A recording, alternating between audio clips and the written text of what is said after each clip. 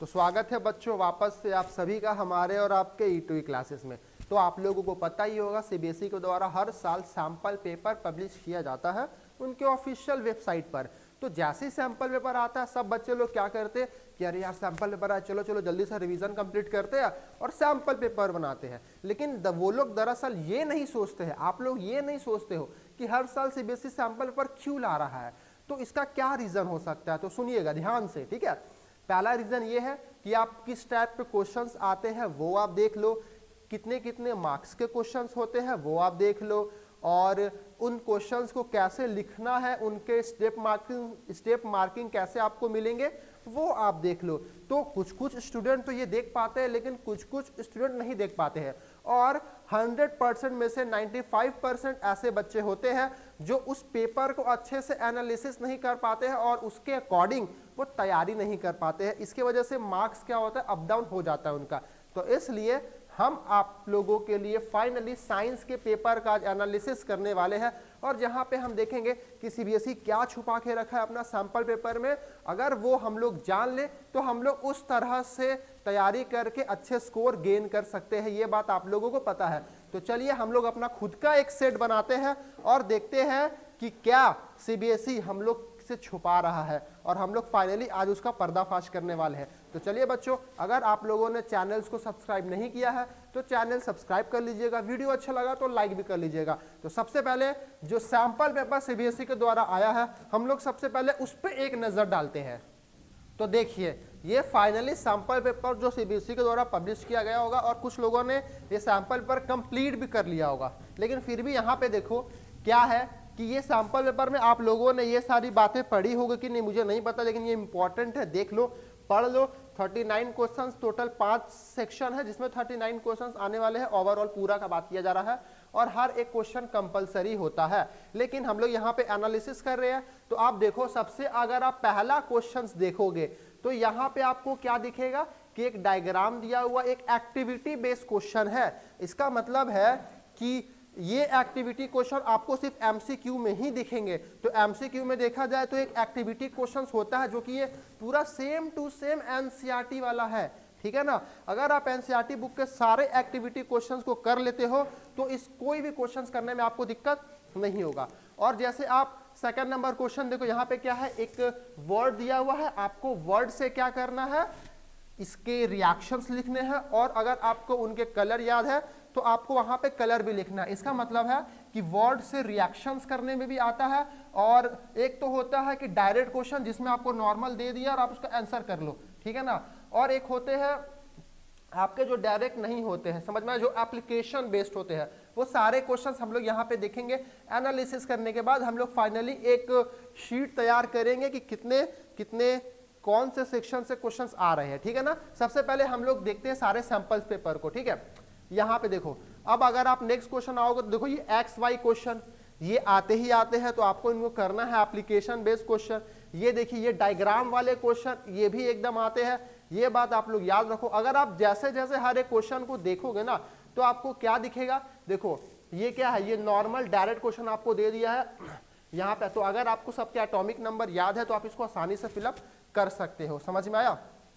चलिए अगर हम ऐसे ही देखेंगे हर एक क्वेश्चन को, देखो ये क्या है, ये एप्लीकेशन बेस्ड क्वेश्चन, ये देखो ये डायरेक्ट क्वेश्चंस। अगर आप क्वेश्चंस को पढ़ोगे तो यहाँ पे देखो अगर आपको कंसेप्ट याद है, हर लाइट चैप्टर के अगर आपको कंसेप्ट याद है तो आप इस सारे क्वेश्चंस को आसानी से कर सकते हो। सारे एप्लीकेशन बेस्ड क्वेश्चंस आते हैं, तो इसका मतलब है application based question, direct question, diagram वाले क्वेश्चन और एक्टिविटी से क्वेश्चन, बस यही सब चारों आपको दिखेंगे सिर्फ और सिर्फ किसमें, एमसीक्यूज में, ठीक है। आप इसको बना लिए होगे। अब यहाँ पे देखो असर्शन रीजन के भी क्वेश्चंस देखे जाते हैं यहाँ पे।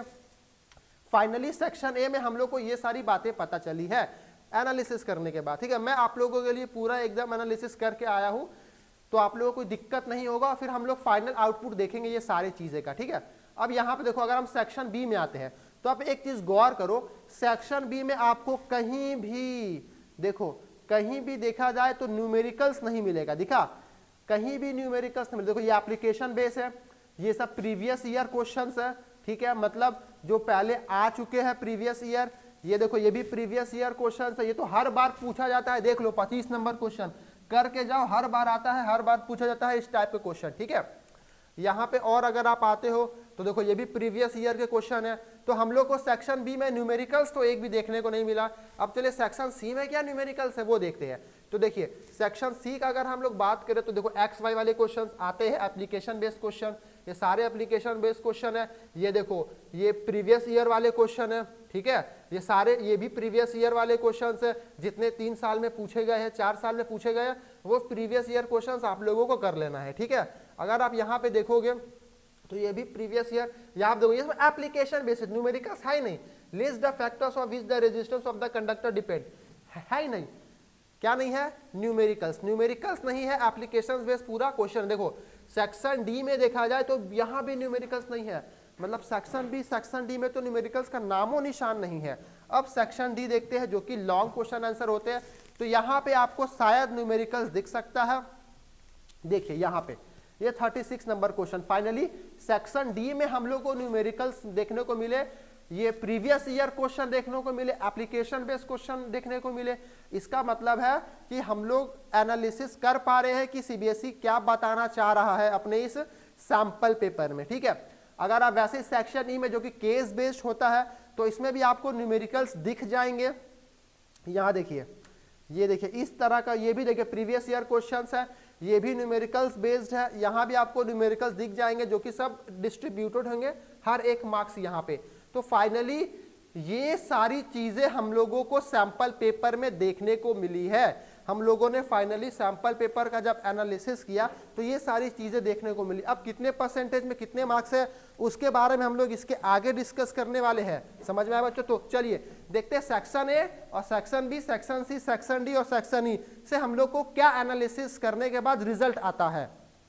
तो देखो यहाँ पे अगर हम सेक्शन ए का बात करें तो टोटल हम लोग को एक्टिविटी वाले क्वेश्चंस देखने को मिले, वर्ड टू रिएक्शन क्वेश्चंस देखने को मिले, एप्लीकेशन बेस्ड क्वेश्चन देखने को मिले, डायरेक्ट बेस्ड क्वेश्चन देखने को मिले और डायग्राम बेस्ड क्वेश्चन देखने को मिले हैं। अब एक्टिविटी आपको सारे एनसीईआरटी से कर लेना है, वहीं से आता है हर बार, ठीक है। वर्ड टू रिएक्शन आपको यहाँ पे वर्ड टू रिएक्शन भी सारे क्वेश्चंस कर लेने हैं।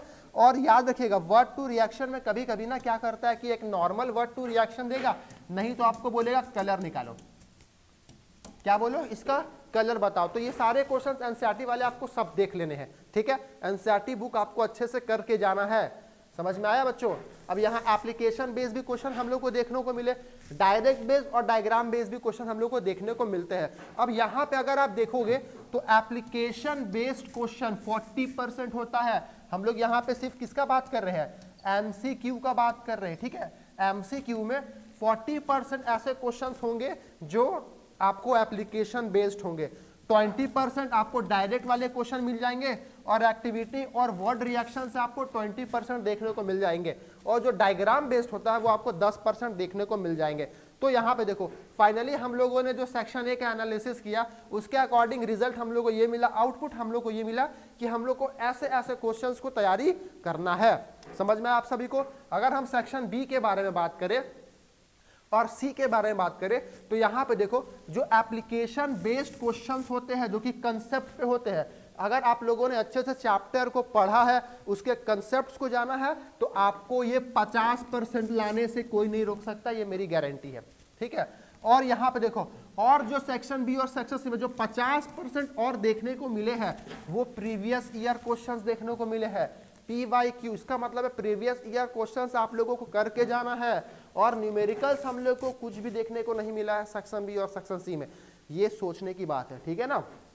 तो याद रखना ये इंपॉर्टेंट है प्रीवियस ईयर क्वेश्चन। मैं वीडियो के लास्ट में बताऊंगा आप लोगों को प्रीवियस ईयर क्वेश्चंस कैसे करना है और आप लोगों को कैसे तैयारी करना है, ठीक है। चलिए अगर हम सेक्शन डी के बारे में बात करें तो फाइनली सेक्शन डी में हम लोग को न्यूमेरिकल्स मिल जाते हैं और एप्लीकेशन बेस्ड क्वेश्चंस मिल जाते हैं कंसेप्ट वाइज। याद रखिएगा सीबीएसई बोला इस बार कॉम्प्रिहेंसिव क्वेश्चंस रहेंगे और वो सारे क्वेश्चंस कहाँ आते हैं, एप्लीकेशन बेस्ड में आते हैं, समझ में आया ना। तो आप लोगों को ध्यान से अच्छे से ऐसे सारे क्वेश्चंस को कर लेना है जो एप्लीकेशन बेस्ड है, ठीक है। एक्स वाई क्वेश्चन हो गए, ठीक है, और भी बहुत सारे जिसमें अंदर में आपको, जैसे कि अगर हम लोग बात करें तो एक स्टूडेंट है उसको दूर का नहीं देख पा रहा है तो उसको कौन सा डिजीजेस है, कौन सा डिफेक्ट है उसको, तो ये सारे क्वेश्चंस एप्लीकेशन बेस्ड क्वेश्चंस है। तो इसी टाइप के क्वेश्चंस आप लोगों को कर लेना है, ठीक है। और अगर हम लोग बात करें सेक्शन ई के बारे में, तो यहाँ पे भी देखो आपको एप्लीकेशन बेस्ड क्वेश्चंस दिखेंगे ही दिखेंगे और न्यूमेरिकल्स भी दिखेंगे। इसके मतलब है कि न्यूमेरिकल सेक्शन डी और सेक्शन ई में है, और बाकी जो आपको देखा जाए कि एप्लीकेशन बेस्ड क्वेश्चन ही है बस और बस, सिर्फ और सिर्फ एप्लीकेशन बेस्ड ही क्वेश्चन ज्यादा मात्रा में है। इसका मतलब अगर हम 100% का बात करना तो 70% आपको एप्लीकेशन बेस्ड ही मिलेंगे और बाकी आपको 10% न्यूमेरिकल्स और 20% डायरेक्ट और वर्ड वाले क्वेश्चंस मिलेंगे। अगर इस तरह से अगर हम लोग मेजरमेंट करें तो, एनालिसिस करें तो, सीधा सा बात है। तो फाइनली हम लोगों ने साइंस पेपर का पूरा एनालिसिस कर लिया है। आप लोगों को पता चल गया होगा कि कैसे कैसे क्वेश्चन सीबीएसई के सैंपल पेपर में दिए गए हैं और उन क्वेश्चंस को हम लोगों ने आज एनालिसिस किया है हर एक चीज को। तो फाइनली अब हम लोग बात करेंगे नेक्स्ट वीडियो में, जहां पे हम लोग कोई और सब्जेक्ट लेकर के आएंगे और उस सब्जेक्ट का भी एनालिसिस करेंगे। और अगर आप लोगों को प्रीवियस ईयर क्वेश्चंस करने हैं तो आप सैंपल पेपर उठाओ ऐसे जहां पे प्रीवियस ईयर क्वेश्चंस आप लोगों को मिल जाए।